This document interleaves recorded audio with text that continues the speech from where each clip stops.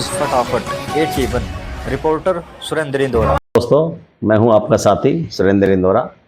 आज हम बात करेंगे वर्तमान में राव इंद्रजीत सिंह और भाजपा के बीच जो टकराव चल रहा है उसी को लेकर। कहते हैं अधिकतर किसी भी चीज़ की नुकसानदायक होती है और बर्दाश्त करने की भी एक हद होती है। कहा यह भी जाता है कि जुल्म करना और सहना दोनों ही गुनाह हैं। महाभारत में भी इस प्रकार का बताया गया है।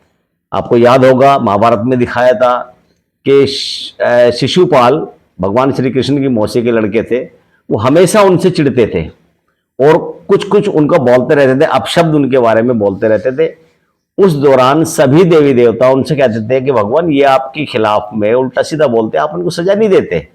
तो श्री कृष्ण कहते थे समय आने दो, एक समय आएगा तब इसको इसके गुनाह का जो भी है दंड जो है वो दिया जाएगा। और एक बार ऐसा भी हुआ कि शिशुपाल के 100 गुनाह कंप्लीट हो गए और श्री कृष्ण ने उनको सुदर्शन चक्र से उनका सर जो धड़ से अलग कर दिया। कहने का मतलब है कि एक बर्दाश्त जो है, एक लिमिट होती है किसी भी चीज की, वो क्रॉस कर दी थी और उनसे श्री कृष्ण से ये बर्दाश्त हुई नहीं। वर्तमान में जो स्थिति है राव इंद्रजीत सिंह और भाजपा में, तो राव इंद्रजीत सिंह में और भाजपा में इस समय टकराव है। इसका भी कारण यही है कि राव इंद्रजीत सिंह की भी बर्दाश्त की अब हद हो गई है।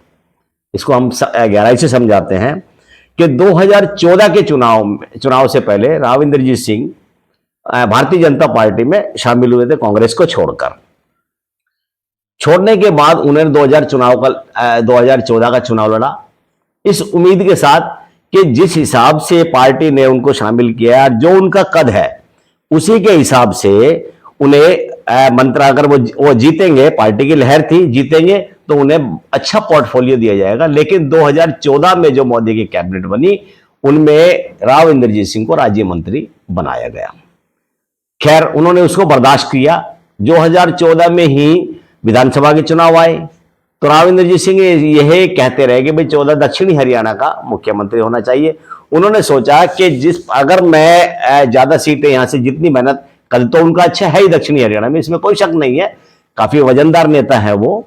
तो उन्होंने ये सोचा था कि 2014 में अगर जो टिकटें मुझे मिली है इनको मैं जितवा के दूंगा तो पार्टी मेरे बारे में सोचेगी, हो सकता है सीएम भी बना दे। और उन्होंने अपने तरफ से ये बात भी पब्लिक के बीच में आम की कि दक्षिणी हरियाणा को उनका सीएम चाहिए। लेकिन 2014 के विधानसभा चुनाव में भारतीय जनता पार्टी सत्ता में आई, लेकिन राव इंद्रजीत सिंह जी को कुछ नहीं मिला, वो वहीं के वहीं रहे। और खैर, इस बात को भी उन्होंने दुख तो हुआ लेकिन ज्यादा वो नहीं किया। फिर 2019 की बात आ गई। 2019 में उन्होंने उम्मीद लगाई कि 2019 में शायद लोकसभा चुनाव जीतने के बाद उन्हें अच्छा पोर्टफोलियो कैबिनेट में मिले, लेकिन 2019 में भी 2014 को ही दोहरा दिया गया। विधानसभा के चुनाव आए, उसमें भी इंद्रजीत सिंह ने काफी मेहनत की और उनकी जो टिकटें मिली वो टिकटें उन पर जीत भी हासिल हुई। लेकिन स्थिति वही 2014 वाली रही, विधानसभा में भी और लोकसभा में भी। वही पोर्टफोलियो राज्य मंत्री का 14 में था और वही 19 में। वही विधानसभा में 14 में खट्टर को मुख्यमंत्री बना दिया और 19 में भी मनोहर लाल खट्टर को ही मुख्यमंत्री बना दिया। यहां भी उनकी उम्मीदों पर पानी फिर गया। अब बात आ रही थी 2024 के चुनाव की। इंद्रजीत सिंह को शायद उम्मीद होगी कि 24 में तो जरूर कुछ हो जाएगा। 2024 के जो लोकसभा चुनाव हुए उसमें भारतीय जनता पार्टी की हालत बहुत ज्यादा अच्छी दिखाई नहीं दी।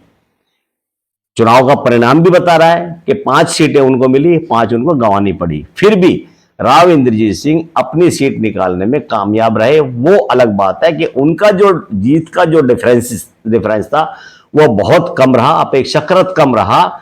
इसका मतलब कि भारतीय जनता पार्टी का ग्राफ यहां नीचे आया है, पार्टी का ग्राफ गिरा है। लेकिन उनको यह था कि इस बार ऐसी स्थिति में तीसरी बार वो सांसद बने हैं भारतीय जनता पार्टी से, तो इस बार उनके साथ में ऐसा धोखा नहीं होगा।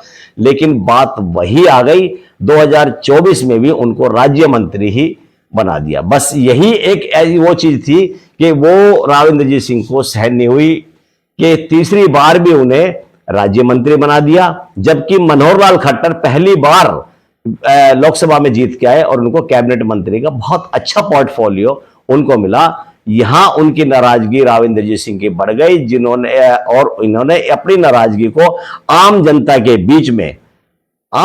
बीच में बहुत ही मुखर होकर इस बात को बोला है कि उनके साथ में गलत हुआ है। तो इसको भुनाना चाहते हैं। वो कहते हैं कि मेरे साथ में जो मेरे साथ में अन्याय हुआ है, मैं इसको सहन नहीं कर सकता। अब पार्टी को इस बारे में सोचना पड़ेगा कि मैं भी पार्टी को यह बताऊंगा कि राव इंद्रजीत सिंह भी अपनी पावर रखते हैं, उनके साथ में अगर गलत हुआ है तो वो भी गलत करने में पीछे नहीं हटेंगे। शायद ऐसा सोचते हो वो, लेकिन ऐसा भी नहीं है। लोग भी कहते हैं वैसे ऐसी कुछ नहीं है, लेकिन क्या अपनी बात तो जो अपना राइट है वो तो वो जरूर चाहते हैं और उसी बात को लेकर वो नाराज है। अब 2024 का लोकसभा चुनाव संपन्न हो चुका, 2024 का विधानसभा चुनाव आ गया। अब राव इंद्रजीत सिंह ने अपनी शर्त रख दी है कि टिकटों को लेके उन्होंने शर्त रख दी है कि मुझे भाई इतनी टिकटें चाहिए, लेकिन भारतीय जनता पार्टी उस पर शायद सहमत नहीं हो रही है। गुड़गांव में भी जो मीटिंग हुई है, केंद्रीय नेतृत्व की भी मीटिंग हो चुकी, कल भी मीटिंग थी, प्रधानमंत्री नरेंद्र मोदी जी की अगुवाई में मीटिंग हुई है। उसमें क्या हुआ है क्लियर अभी कुछ नहीं आया है, लेकिन इतना जरूर है कि अगर भारतीय जनता पार्टी ने राव इंद्रजीत सिंह की बात नहीं मानी, राव इंद्रजीत सिंह भी जानते हैं और भारतीय जनता पार्टी भी जानती है कि अगर उन्होंने इनकी बात नहीं मानी तो भारतीय जनता पार्टी को इस क्रिटिकल कंडीशन कहा जा सकता है भारतीय जनता पार्टी के लिए इस बार के चुनाव में, क्योंकि ग्राफ उनका लगातार लोकसभा चुनाव में गिरा है, सीटें भी कम आई थी। तो अगर राव इंद्रजीत सिंह की बातों को नहीं मानते, भारतीय जनता पार्टी को दक्षिणी हरियाणा में खासा नुकसान हो सकता है। अब देखना यह है पार्टी को कि वो राव इंद्रजीत सिंह को किस तरह मनाती है। हालांकि सूत्रों से खबर यह भी आ रही है कि भारतीय जनता पार्टी ने राव इंद्रजीत सिंह के सामने सरेंडर कर दिया है। खट्टर साहब भी उस चुनाव समिति में है। खट्टर साहब की और राव इंद्रजीत सिंह की काफी ठनी रही है हमेशा, उनको कभी भी उनके आपस में नहीं बनी। एक किसी अधिकारी ने तो यह भी घोषणा की है उसमें कि राव इंद्रजीत सिंह के कहने से खट्टर साहब ने तो कभी एक चपरासी का ट्रांसफर भी नहीं किया।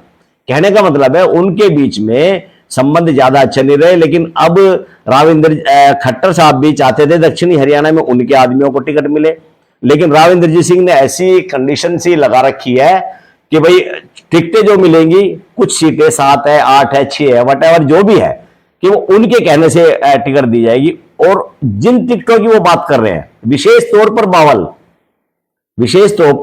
और कोसली और बावल पे राव साहब ज्यादा अड़े हुए हैं जैसा सुनने में आ रहा है। लेकिन इन सीटों पे अड़ने का एक और भी कारण है कि राव इंद्रजीत सिंह चाहते हैं कि इस बार शायद जो सुनने में आया है कि बावल की टिकट उनके अनुसार दूसरे व्यक्ति को दी जाए। अब डॉक्टर बनवारी लाल दो टाइम के एमएलए हैं, मंत्री भी रहे, काफी अच्छी पहचान भी है। अब इनको लेके उनके बीच में क्या नाराजगी है ये तो वही ज्यादा बेहतर बता सकते हैं, लेकिन राव साहब ये चाहते हैं कि वहां से टिकट किसी नए चेहरे को दी जाए। अब नया चेहरा कौन है, बात तो किसी संजय मेहरा को लेकर आ रही है, लेकिन ये कोई पुख्ता जानकारी नहीं है, सिर्फ कयास लगाए जा रहे हैं। इसी प्रकार जो है कोसली में भी क्योंकि खट्टर साहब के ओएसडी रहे हैं अभिमन्यु, वो अपनी ताल ठोक चुके हैं बहुत पहले से कि हमने चुनाव लड़ना है, मुझे चुनाव लड़ना है। लेकिन राव इंद्रजीत सिंह के निजी सचिव रवि उर्फ बाबूजी वहां लगे हुए हैं 6 महीने से, और मैंने जहां तक सुनने में बात आई है, चर्चा जो चल रही है, राव इंद्रजीत सिंह ने 6 महीने पहले ही उनको तैयार कर दिया था कि वो कोसली विधानसभा क्षेत्र का दौरा करें और अपने लोगों के बीच में जाके अपने बारे में बताए कि वो इस बार चुनाव लड़ने जा रहे हैं। तो राव इंद्रजीत सिंह चाहते हैं कि वो टिकट रवि बाबूजी को मिले और उनको ना मिले। ये एक तरह से खट्टर को भी राव इंद्रजीत सिंह दिखाना चाहते हैं कि वो राव इंद्रजीत सिंह है जो दक्षिणी हरियाणा में पूरा दमखम रखते हैं, और जो यहाँ की राजनीति है वह उसमें उनका काफी दखल है। लेकिन अब देखना यह है कि पार्टी जिस प्रकार से सुनने में तो यही आ रहा है कि पार्टी ने सरेंडर कर दिया, राव साहब की सारी बातें मानी जा रही है, लेकिन क्या है कि सब कुछ समय के गर्भ में जब तक क्लियर नहीं हो जाता, जब तक कुछ नहीं कहा जा सकता। आप भी चुप है और हम भी चुप है। देखते रहिए हमारे चैनल में। धन्यवाद।